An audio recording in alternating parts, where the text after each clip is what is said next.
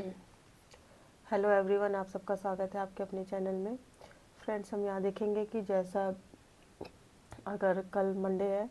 तो कल का देखते हैं मार्केट में क्या व्यू हो सकता है। तो सबसे पहले हम स्टडी करेंगे, थोड़ा सा बड़े टाइम फ्रेम को देखते हुए यहाँ पे स्टडी करेंगे। तो अगर हम बड़े टाइम फ्रेम में देखें तो हमें ये दिखता है कि मार्केट यहाँ पर टॉप से ऑल टाइम हाई के पास से रिजेक्शन ले रहा है और धीरे धीरे करते हुए ये डाउन साइड में आ रहा है। और अगर यहाँ पे देखेंगे तो हमें लगभग अप्रॉक्स कह सकते हैं 2 से 2.5 मंथ हो चले हैं जहाँ पे मार्केट एक रेंज में अभी प्ले कर रहा है। अगर वीकली बेसिस पे हम देखते हैं तो वीकली बेसिस पे हमें यहाँ पे क्लियर कट दिखता है कि मार्केट में अभी जो है, अगर हम यहाँ पे देखेंगे तो 6 to 8 7 वीक से हम मार्केट है यहाँ पे अप्रॉक्स एक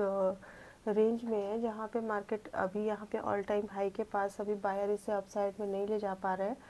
और ट्राई कर रहे हैं अगेन एंड अगेन। यहाँ पे बायर कई बार ट्राई कर रहे हैं, काफ़ी टाइम से ट्राई कर रहे हैं इसे मार्केट को अपसाइड में ले जाने के लिए, और सेलर इसे काफ़ी टाइम से ट्राई कर रहे हैं इसे डाउन साइड में लाने के लिए। बट अभी यहाँ पे दोनों ही एक लेवल तक ही प्ले कर पा रहे हैं, इसे अप साइड और डाउन साइड में नहीं ले जा पा रहे हैं। अब अगर यहाँ पे हम वीकली बेसिस पे देखेंगे तो जो हमें यहाँ पे दिखता है कि प्रीवियस वीक के पहले के अगर 3-4 वीक देखें या इस मंथ की स्टार्टिंग की बात करें तो यहाँ पे मार्केट में जो सेलर है वो सेलर अभी यहाँ पे अगेन एंड अगेन ट्राई कर रहे हैं डाउन साइड में आने के लिए, पर बायर इसे अप साइड में ले जाके पिछले 2-3 बार से क्लोज किए थे। पर प्रीवियस वीक में अगर हम यहाँ पे देखेंगे तो बायर ने यहाँ पे ट्राई ज़रूर किया था, पर यहाँ पे सेलर उसे डाउन साइड लंबे लाने में अभी थोड़े से कामयाब होते हुए दिखे हैं। और अगर हम यहाँ पे अगर देखेंगे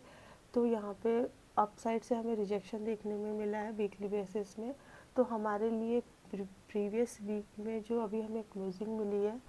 वो हमारे लिए काफ़ी ज़्यादा इम्पॉर्टेंट होगी वीकली बेसिस के। अगर हम यहाँ पे अकॉर्डिंग बात करें तो वीकली बेसिस पे हमें जो यहाँ पे क्लोजिंग मिली है वो 26,040 के आसपास मिली है। तो ये हमारे लिए काफ़ी ज़्यादा इम्पॉर्टेंट होगी। और डेली बेसिस पे भी देखेंगे तो ये भी हमें इसी के आसपास क्लोजिंग देखने को मिली है। यहाँ पे जो मार्केट जो है डबल बॉटम पैटर्न बना के अपसाइड में गया था, तो मार्केट के लिए अब जो यहाँ पे है मार्केट को इस राउंड लेवल से नीचे नहीं आना चाहिए, क्योंकि अगर मार्केट राउंड लेवल से नीचे आएगा तो फिर यहाँ पे एक कह सकते हैं शॉर्ट टर्म में सेलिंग देखने के लिए मिल सकती है। मतलब कह सकते हैं फ्राइडे का लो हमारे लिए काफ़ी ज़्यादा इम्पॉर्टेंट होगा, और फ्राइडे का लो जो हम देखेंगे वो भी हमें राउंड लेवल के आसपास देखने को मिल रहा है। तो अब हम यहाँ पे अपनी जो एनालिसिस होती है, क्योंकि हमें करना है इंट्राडे ट्रेड, तो इंट्राडे ट्रेड के लिए हमें यहाँ पे ये देखना है काफ़ी ज़्यादा इम्पॉर्टेंट होता है कि हमें ओपनिंग कहाँ पे मिलती है मार्केट में। और जैसा कि जो लोगों को अगर थोड़ा भी एक्सपीरियंस है उनको आइडिया होगा कि अगर जिनको 6 महीने 4 महीने साल भर के थोड़े भी एक्सपीरियंस होगा उनको ये आइडिया होगा कि मार्केट की ओपनिंग जो होती है वो हमेशा और पर डे जो है सेम नहीं होती है। वो ओपनिंग हमें जो मिलती है वो डिफरेंट मिलती है देखने को। तो ओपनिंग के आधार पे ही हम अपना सारा एनालिसिस लेके चलते हैं। मतलब आज की जो क्लोजिंग हुई है और कल की जो हमें ओपनिंग देखने को मिलेगी, हम उसी के आधार पे अपनी एनालिसिस को रन में करते हैं, मतलब चला के मतलब पूरा दिमाग में रख के चलते हैं कि हमें ओपनिंग क्या मिलती है। तो ओपनिंग की सिचुएशन के आधार पे हमें कंडीशन कैसे फॉलो करनी होगी। तो अगर हम यहाँ पे सबसे पहली चीज़ें देखनी है कि ओपनिंग काफ़ी डिफरेंट होती है, और जो लोग नए भी हैं तो उन्हें परेशान होने की ज़रूरत नहीं है। थोड़ा सा टाइम देंगे, पेशेंस के साथ समझने की कोशिश करेंगे, धीरे धीरे चीज़ें क्लियर होती रहेंगी। तो हम पहले यहाँ पे अब अगर हमारे लिए देखेंगे तो हमारे लिए जो इम्पोर्टेंट होगा कल के लिए अगर हम देखते हैं तो कल के लिए हमारे लिए जो इम्पोर्टेंट होगा वो हमें 26,050 से लेकर के 26,000 जो इसका राउंड लेवल है, यहाँ पे हमें देखना पड़ेगा। अगर हमें ओपनिंग इस दोनों के बीच में मिलती है तो हमारे लिए क्या कंडीशन बन सकती है। तो यहाँ पे हमारे लिए 2 सिचुएशन बनती है। फर्स्ट जो बनती है वो ये होती है कि फर्स्ट सिचुएशन में हम ये देखेंगे कि यहाँ पे हमारे लिए जो लो है और ये जो क्लोजिंग है ये दोनों हमारे लिए काफ़ी ज़्यादा इम्पॉर्टेंट हो जाएंगे। तो हमें यहाँ पे देखना पड़ेगा कि क्या मार्केट ओपन होते ही विदिन 5-10 मिनट 15 मिनट के अंदर ये क्लोजिंग को क्रॉस करता है अप साइड में, या ये लो को ब्रेक करता है डाउन साइड में। तो हमें ये देखना पड़ेगा कि मार्केट क्या यहाँ पे जो क्लोजिंग है उसका रिजेक्शन लेके डाउन साइड में आता है, और ये जो ट्रेड लाइन आ रही है इसको कह सकते हैं अप साइड से, इस ट्रेड लाइन का रिजेक्शन लेके आता है, क्योंकि इस ट्रेड लाइन के पास में भी ये इसका 26,050 वाला लेवल जो है राउंड ट्रेड लाइन के आसपास पड़ रहा है। तो हमें ये देखना पड़ेगा कि ओपनिंग के बाद अगर मार्केट इस बीच में ओपन होता है, स्लाइटली गैप डाउन कह सकते हैं, ओपन होता है या लो के आसपास ओपन होता है, तो ये लो को ब्रेक करता है या क्लोजिंग को ब्रेक करता है या इस ट्रेड लाइन का रिजेक्शन लेता है। तो अगर रिजेक्शन लेता है तो डाउन में आएगा, तो डाउन में आएगा तो पहले लो को ब्रेक करेगा, फिर अगेन लो को ब्रेक करने के बाद अगर फॉलो थ्रू मिलता है तो हमें आगे जो है ट्रेंड वेव देखने को मिलेगा। और अगर मार्केट यहाँ फ्लैट खोलता है और कहीं भी टाइम नहीं मतलब लो को नहीं ब्रेक करता है, थोड़ा टाइम एक्सपेंड करता है और लो को सपोर्ट लेके सपोर्ट मानता है और इसे रिस्पेक्ट करता है और अपसाइड में आता है, क्योंकि उससे यहाँ पे सपोर्ट लेने के चांसेस दो रीज़न हो सकते हैं कि एक पहले का गैप है, दूसरा यहाँ पे रीज़न होगा कि राउंड लेवल जो होता है वो अपने आप में एक सपोर्ट रेजिस्टेंस की तरह काम करता है। और अगर मार्केट फिर इसे धीरे धीरे जाते हैं राउंड क्लोजिंग को ब्रेक करता है और यहाँ पे सस्टेन करके इस ट्रेड लाइन को निकालता है, तो हमें एक अपसाइड की मूवमेंट देखने को मिल सकती है। अब अगर हम इसे यहाँ पे देखेंगे तो ये हमारे लिए यहाँ 50 ये स्विंग जो होगा ये हमारे लिए रेजिस्टेंस की तरह काम करेगा, जिसको निकालेगा तो एक मूवमेंट आएगी अपसाइड के लिए, तो वो हमें 60 to 77 के आसपास तक देखने को मिल सकती है। फिर 26,100, फिर 26,120, ऐसे करके हमें अपसाइड की मूवमेंट देखने को मिल सकती है। दूसरी सिचुएशन ये हो सकती है कि अगर मार्केट थोड़ा गैप अप खुल जाता है 26,100 लेवल से लेकर 120 के बीच में या 40 के बीच में, तो फिर हमें यहाँ पे इस सिचुएशन को देखना पड़ेगा कि यहाँ पे अगर मार्केट इतना बड़ा गैप अप खुलता है तो जो ऑलरेडी सेल में पोजीशन ले जा रहे होंगे कुछ लोगों के यहाँ पे उनको जो है काफ़ी बड़ा लॉस होगा। तो अगर वो अपनी बेस्ट पोजीशन को एग्जिट करते हैं और मार्केट इस लेवल को सस्टेन करता है तो एक अपसाइड की मूवमेंट थोड़ी सी और देखने को मिल सकती है, जहाँ पे मार्केट 26,140 से 150-60 के आसपास में जा सकता है। दूसरी सिचुएशन ये हो सकती है कि मार्केट अगर 26,140-50 के आसपास ओपन होता है गैप अप और इस लेवल को नहीं निकालता है, तो यहाँ पे रेजिस्टेंस लेता है, मतलब यहाँ से रिजेक्शन लेता है, तो फिर ये जो गैप बनाएगा मार्केट मॉर्निंग आवर में गैप अप खोल के उस गैप को फिल करने आ सकता है। फिल करने आएगा तो भी यहाँ पे 26,100 लेवल पे और 26,177 और 60 के लेवल पे थोड़ा सा रुक सकता है, फिर इसे ब्रेक करेगा तो 26,040 के आसपास आएगा और उसे भी ब्रेक करेगा तो फिर वही 30-20 को करते हुए वो राउंड लेवल तक जा सकता है। दूसरी सिचुएशन ये हो जाती है